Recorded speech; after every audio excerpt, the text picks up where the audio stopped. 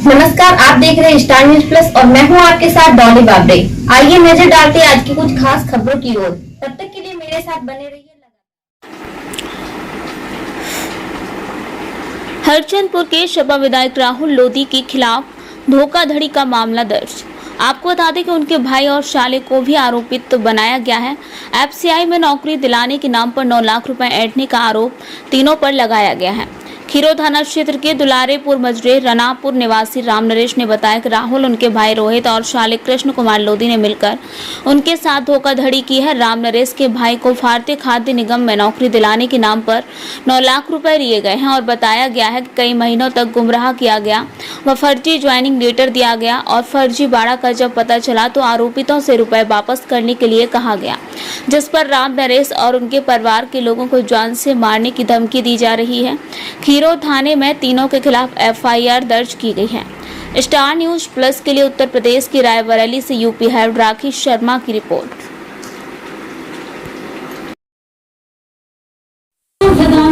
क्या हुआ तुम्हारे लड़का के साथ? हमारे लड़के के साथ राहुल का नाम नौकरी के नाम को पैसा लेकर लगवा दे, जिंदगी बर्बाद करे ना पैसा लेकर। कौन राहुल आई? यहाँ क्या है? हरचंदपुर दो तो जिस समय पैसा आपसे विधायक थे वहाँ उस समय? हाँ, विधायक रहे हैं। जिस समय पैसा लिया सामान बेच दी और खेती सब गहने धर दी। कार्ड बनवा से पैसा नहीं दी। कार्ड बनवा तो पैसा नहीं। किस लिए दिया था पैसा?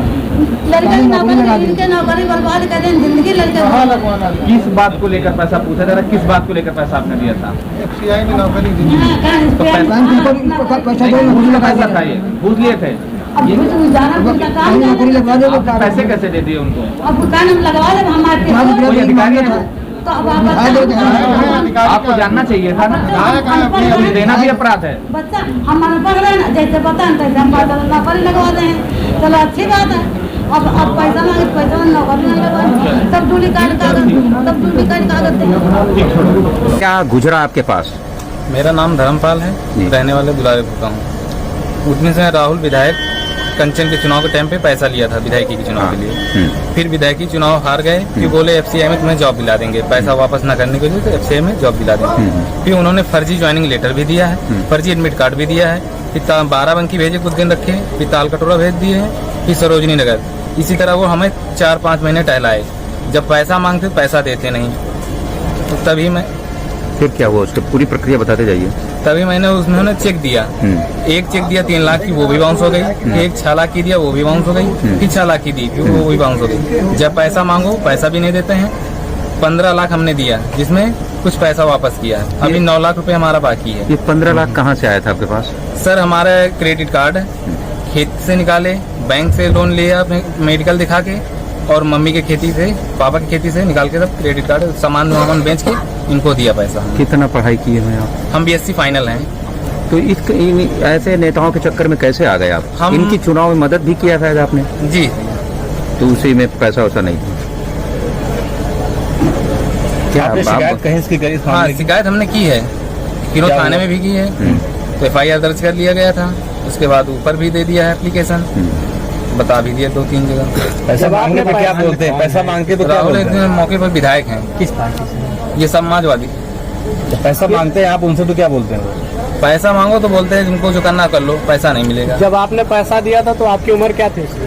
हमारी एज 18-19 साल हो गई। ये चेक कितने का है जो बाउंस हुआ है? चेक एक है 6 लाख का बाउंस हुआ है, एक 3 लाख का बाउंस हुआ है, फिर एक 6 लाख का बाउंस हुआ है।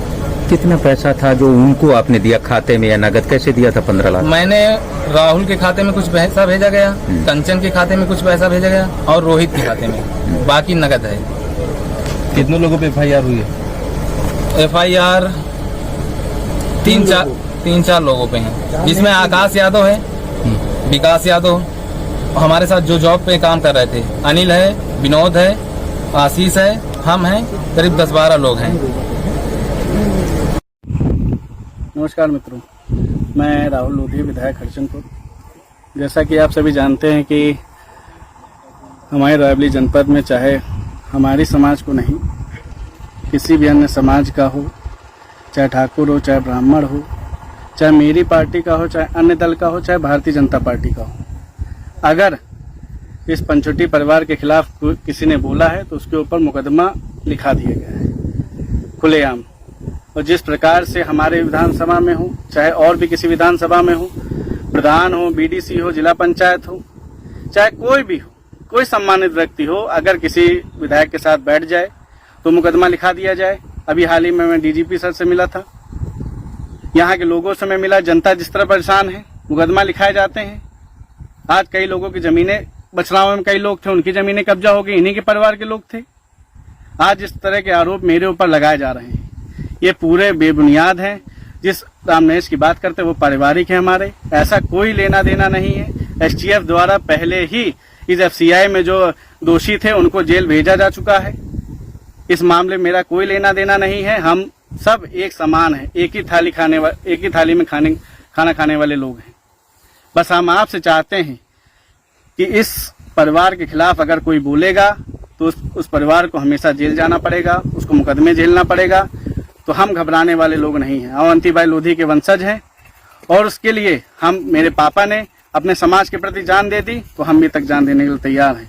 लेकिन अपने समाज के लिए चाहे ठाकुरों पे मुकदमे लिखाए जा रहे हैं, चाहे ब्राह्मणों पे मुकदमे लिखाए जा रहे हैं, जिस प्रकार से मुकदमे, चाहे दलित हो चाहे कोई भी हो, इन सब पे मुकदमे लिखा करके ये अपनी जो वाहवाही लूटने का काम कर रहे हैं, ये कभी सफल नहीं हो पाएंगे। इनके जिस प्रकार से इनके भ्रष्टाचारों को, अभी घोटाला हुआ, बीज घोटाला, चाहे आलू का घोटाला हो, जिस प्रकार से घोटाला हुआ, जो यादव समाज पे, हिंदू समाज पे इन्होंने बोलने का काम किया, ये हिंदू समाज की बात, ये अपने बैकवर्ड समाज की बात हो रही है, ये बोलने का काम हुआ। आज मैं चाहता हूं कि जिस प्रकार से ये लोग हमेशा अपनी बात न कहे हैं, न कभी कह पाएंगे, समाज को नुकसान पहुंचाने का हमेशा काम करते रहेंगे, उसी प्रकार से मैं पहले भी इनके खिलाफ बोलता रहूंगा और आगे भी भ्रष्टाचार के खिलाफ मैं हमेशा बोलूंगा, हमेशा बोलता रहूंगा। चाहे मेरे लिए पद इम्पोर्टेंट नहीं है, मेरी जनता की सुख दुख इम्पोर्टेंट है। जैसे मैं जनता के बीच हमेशा जाता हूँ, आज भी जनता के बीच जाने का काम करूंगा।